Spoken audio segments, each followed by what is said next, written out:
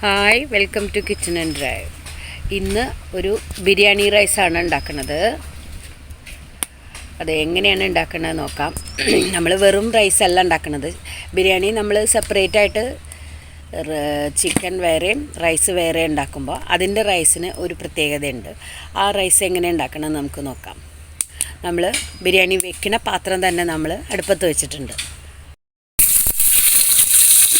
നമ്മളതിലേക്ക് ഡാൽഡയാണ് ചേർത്തേക്കുന്നത്. ഡാൽഡ ഓരോരുത്തരുടെ ഇഷ്ടത്തിനനുസരിച്ച് നെയ്യ് യൂസ് ചെയ്യാം, ഓയിൽ യൂസ് ചെയ്യാം. നമ്മൾ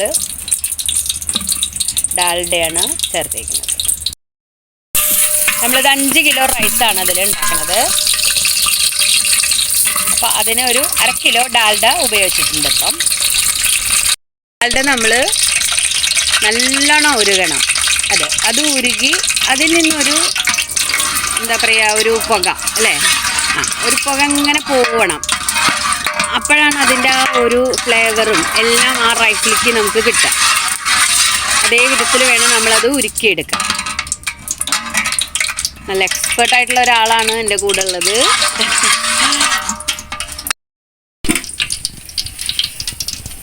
നമ്മളതിലേക്ക് ഒരു പിടി വേപ്പിലിട്ടിട്ടുണ്ട്.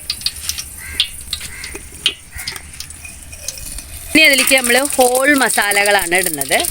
ബേ ലീഫ്, കരയാമ്പൂ, പട്ട, പിന്നെ പെരുംജീരകം, ഇത്രയല്ലേ ഉള്ളൂ.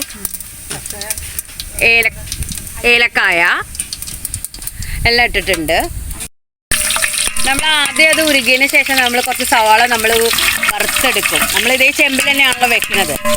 അത് പിന്നീട് വറുത്താലും മതി. ഇപ്പം നമ്മൾ ഇതിലേക്ക് ചോറിലേക്കുള്ള കുറച്ച് സവാള ഇതേപോലെ സ്ലൈസായിട്ട് അരിഞ്ഞതും കൂടി ഇട്ട് കൊടുത്തിട്ടുണ്ട്.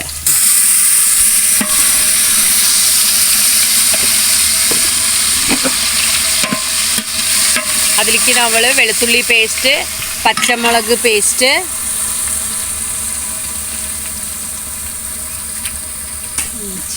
ഇഞ്ചിയുടെ പേസ്റ്റും ഇട്ടിട്ടുണ്ട് കേട്ടോ.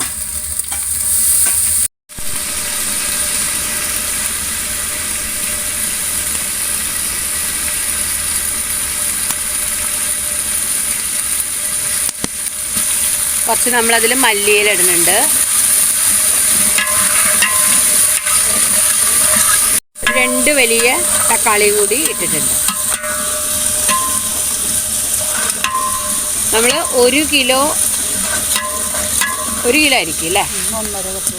1 കിലോ അരിക്ക് 1.5 കപ്പ് വെള്ളം ആണ് നമ്മൾ ഉപയോഗിക്കുന്നത്. നല്ല ജീരകശാല റോസ് ബ്രാൻഡഡ് നമ്മുടെ ദുൽഖർ സൽമാൻ്റെ പടമുള്ള ആ ബ്രാൻഡഡ് റൈസാണ് ഞങ്ങൾ ഉപയോഗിക്കുന്നത്. അതാണ് കേട്ടോ നല്ല ടേസ്റ്റും നല്ല ഗുണവും മണവും ഒക്കെ ഉള്ള റൈസാണത്. ആ റൈസ് തന്നെ കഴിക്കാൻ നമുക്ക് നല്ല ടേസ്റ്റാണ്.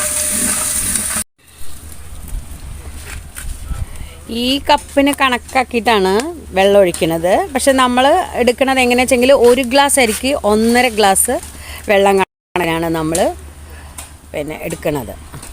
നമ്മൾ ആ വെള്ളമൊക്കെ ഒഴിച്ചു കണക്കാക്കിയിട്ട് ഇനിയിപ്പോൾ നമ്മൾ അതിലേക്ക് ഉപ്പിട്ടു. ഇനി അത് നല്ലോണം വെട്ടി തിളയ്ക്കണം.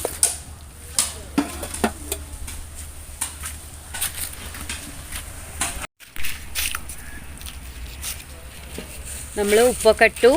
ഉപ്പ് എപ്പോഴും ഇടുമ്പോൾ ശ്രദ്ധിക്കുക, കൂടുതലൊക്കെ വെക്കുമ്പോൾ നമ്മൾ ആ വെള്ളത്തിൽ നമ്മൾ മുന്നിട്ട് നിൽക്കണം. ഉപ്പ് എപ്പോഴും നമ്മളത് വെള്ളം എടുത്ത് കുറച്ച് ടേസ്റ്റ് നോക്കിയിട്ട് നോക്കുക.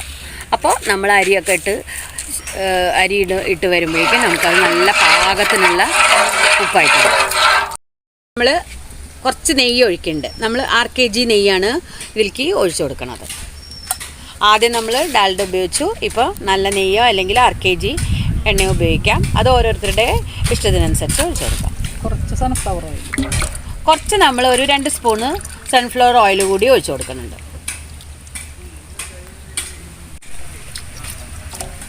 നമ്മളതിലേക്ക് കുറച്ച് എസൻസ് ഒഴിക്കുന്നുണ്ട്. പൈനാപ്പിൾ എസൻസാണ് ഒഴിക്കുന്നത്. ഒരു ഏകദേശം എത്ര ഉണ്ടാവും ഷീജ?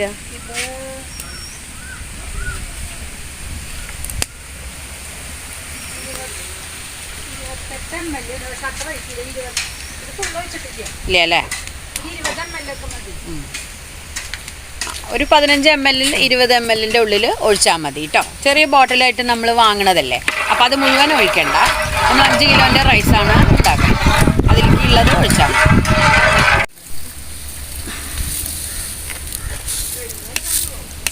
നമ്മൾ അരി ഒരു 20 മിനിറ്റ് കുതിർത്ത് വെച്ച് നല്ലോണം കഴുകി വാർത്ത് വെച്ച അരിയാണ് നമ്മൾ അതിലിട്ട് കൊടുക്കുന്നത്. വെള്ളം നല്ലോണം വെട്ടി തിളച്ചതിന് ശേഷം നമ്മളിട്ട് കൊടുക്കും.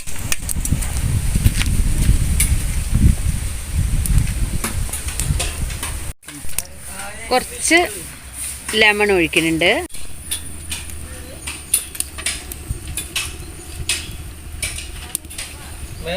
ഇനി നല്ലോണം നമ്മൾ മൂടി വെച്ചിട്ട് വേവിക്കുകയാണ്. ആദ്യം കുറച്ചൊരു 2-3 സ്പൂണ് തൈര് എടുക്കുക. ആ തൈരിൽ ഒരു ലേശം food colour, permitted food colour ചേർത്ത് മിക്സ് ചെയ്ത് വെക്കും.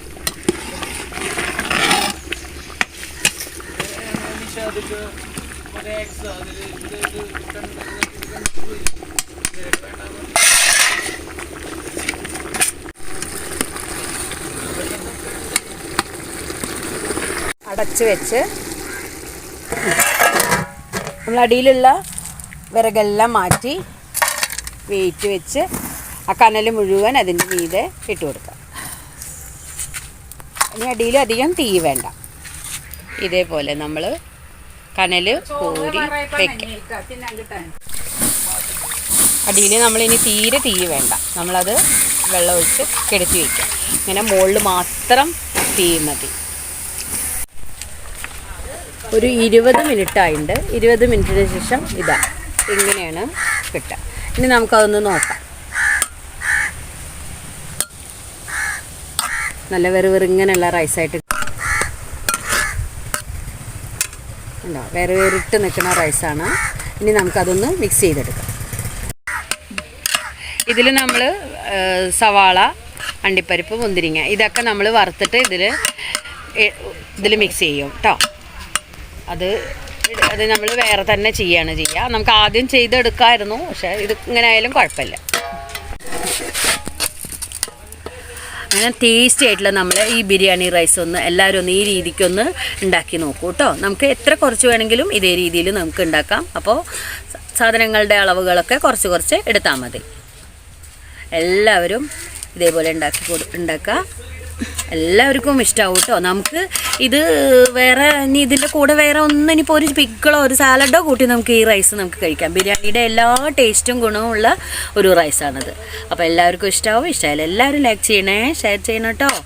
സബ്സ്ക്രൈബ് ചെയ്ത് ഞങ്ങളെ പ്രോത്സാഹിപ്പിക്കുക. Thank you for watching.